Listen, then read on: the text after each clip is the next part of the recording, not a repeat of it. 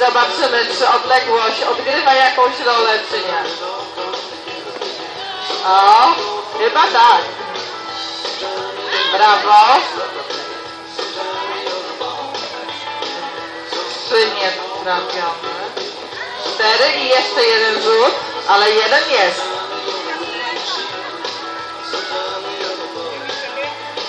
No, jeszcze jeden rzut.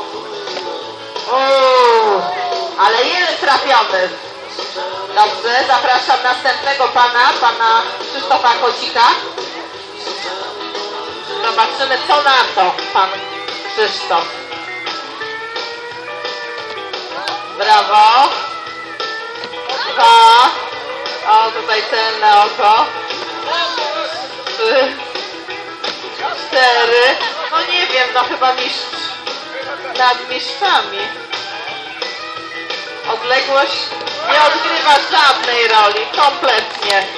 5 w pierwszej rundzie i 5 celnych w drugiej rundzie. Zapraszamy pana Mirosława. Zobaczymy, co wzrost na tą odległość. Dopingujemy.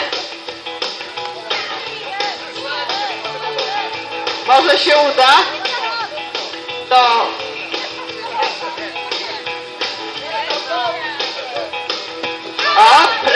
prawie.